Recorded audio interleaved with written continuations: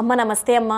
నమస్తే తల్లి. అమ్మ మనం కొంతమందిని చూస్తాము, ఎక్కువగా దేవుణ్ణి నమ్ముకున్న వాళ్ళు దేవుణ్ణి మొక్కేటప్పుడు ఏడుస్తారమ్మా. తెలియకుండానే వాళ్ళ బాధలు చెప్పుకుంటూ ఏదో చెప్పుకుంటూ ఏడుస్తారు కదమ్మా. అలా ఏడవడం మంచిదేనా? ఏడవడం రెండు సందర్భాల్లో వస్తుందమ్మా. ఒకటి ఆనందం ఎక్కువైపోతే కూడా కళ్ళనీళ్ళు వస్తాయి, బాధ ఎక్కువైతే కూడా వస్తాయి. భావోద్వేగం ఏదైనా అధికమైతే కళ్ళనీళ్ళు వస్తాయి. కాకపోతే మనిషికి ఆనందాన్ని అంత తీవ్రంగా అనుభవించడం రాదు గనక బాధను అనుభవించినంత తీవ్రంగా ఆనందాన్ని అనుభవించరు. బాధ ఒక్కసారి పడితే 100 సార్లు గుర్తు చేసుకుంటాం, అప్పుడు అంత కష్టం వచ్చింది, అప్పుడు అంత కష్టం వచ్చిందని.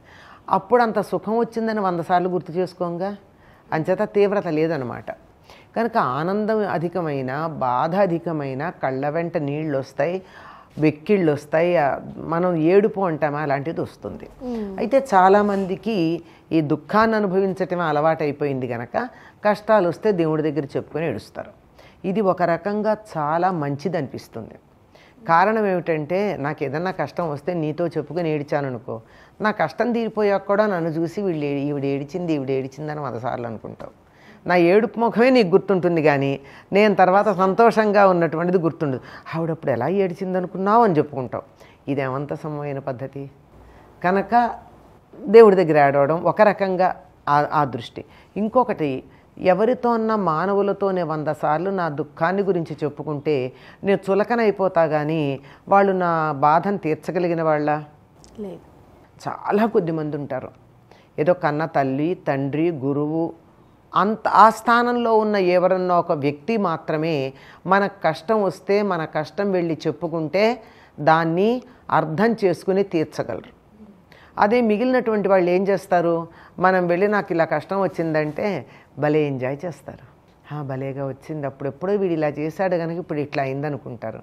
లేదంటే ఏదో ఇన్నాళ్ళు వీళ్ళు కూడా ఆనందంగా ఉన్నారనుకున్నాను, అలాగే వీళ్ళు కూడా కష్టపడుతున్నారన్నమాట.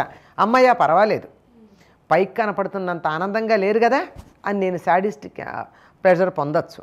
ఇలాంటివి ఉంటాయే తప్ప తర్వాత జీవితాంతం వాళ్ళ గురించినటువంటి తక్కువ అభిప్రాయమే ఉంటుంది. ఇవేవీ లేకుండా ఉండాలంటే మనకి ఏదైనా బాధ కలిగితే ఎవరు మనం ఏడిచి బాధపడి చెప్పుకుంటే అది ఇతరులకు చెప్పరో వాళ్ళకి చెప్పాలి. అందుబాటులో తల్లి తండ్రి లేరు, ఎవరికి చెప్పాలి? ఈనాడు నిజంగా మనకి మార్గదర్శనం చేసి మన కష్టాలను వాడు భరించగలిగిన గురువులు ఎంతమందికి ఉన్నారు? చాలా తక్కువ అమ్మ. నాకు మంత్రోపదేశం చేస్తాను డబ్బు ఇయ్యమనేటటువంటి వాళ్ళే ఉన్నారు తప్ప, నాకింతమంది శిష్యులు ఉన్నారు అని చెప్పి ఇలా తిరిగేటటువంటి వాళ్ళే తప్ప, నిజంగా శిష్యులుగా స్వీకరించినటువంటి వారి కష్టాలన్నీ మేము భరించి వాళ్ళ కష్టాలన్నింటినీ మేము తీరుస్తాము అన్న గురువులు ఎంతమంది ఉన్నారు? లేరంట, అలా తక్కువ మంది ఉన్నారు. నాకు తెలుసు కనుక ఉన్నారంత, అంత నమ్మకంగా నేను చెప్తున్నా, ఉన్నారు. కానీ ఎంతమందికి అందుబాటులో ఉన్నారు, ఎంతమందికి అంతటి నమ్మకం ఉంది? అటువంటప్పుడు 10 మంది దగ్గర చులకన అయిపోకుండా, 10 మంది దగ్గర తర్వాత మన గురించి వాళ్ళు తక్కువగా మాట్లాడే అవకాశం ఇవ్వకుండా, మనసులో ఉన్న భావోద్వేగాన్ని చెప్పుకోవడానికి తగినది ఎవరు? దేవుడే. ఆయన ఎవరికి చెప్తాడు? అందుకే ఏమిటో, ఎందుకలా బాధగా ఉన్నావు, ఎందుకలా మొహం అలా ఉంది, నువ్వు చెప్పు, ఇంట్లో ఏమన్నా కష్టాలు ఉన్నాయని అడుగుతూ ఉంటారు చాలామంది. ఎందుకంటే తెలుసుకుని ఆనందించడానికి. అట్లాంటప్పుడు తెలివిగల వాళ్ళు ఏమంటారు, నువ్వేమన్నా ఆర్చేదానివా తీర్చేదానివా అంటే, ఆర్చడం అంటే కొంచెం ఓదార్పు చెప్పడం, తీర్చడం అంటే సమస్య తీర్చేసి మనకి సహాయం చేయడం. ఈ రెండూ చెయ్యరు, కానీ ఏదో పక్కింట్లో సినిమా చూసినట్టుగా మన కష్టాలను చూసి వాళ్ళు ఆనందిస్తూ ఉంటారు.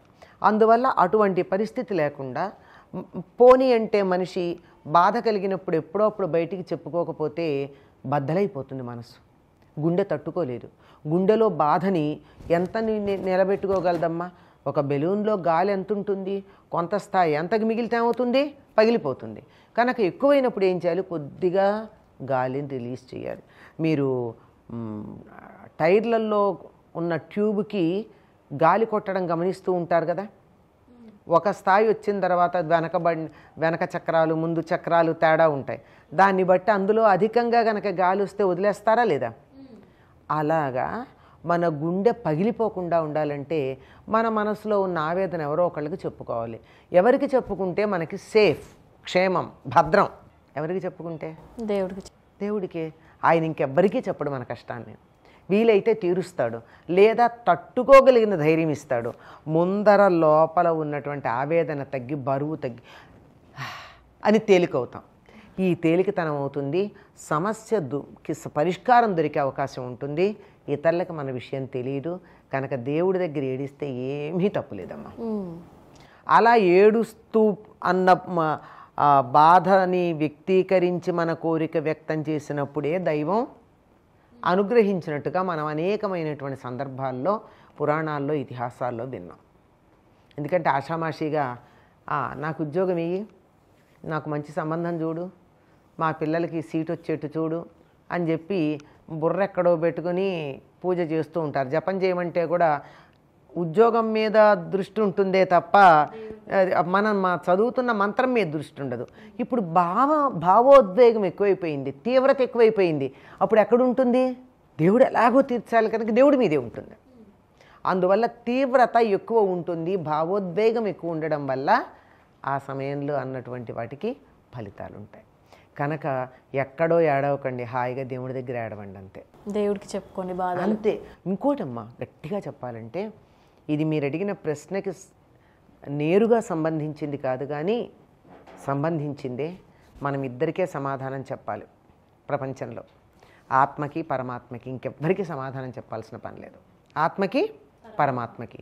అట్లాంటప్పుడు ఈ ఆత్మ పడుతున్న ఘోష ఆ పరమాత్మకి చెప్పుకుంటే ఎంతో ఈ రెండిటికి ఉన్న అనుసంధానం వల్ల ఈ ఘోష తగ్గేటటువంటి అవకాశం ఉంటుంది. అంత బాగా చెప్పారమ్మా. ధన్యవాదాలమ్మా. నమస్తే అమ్మా.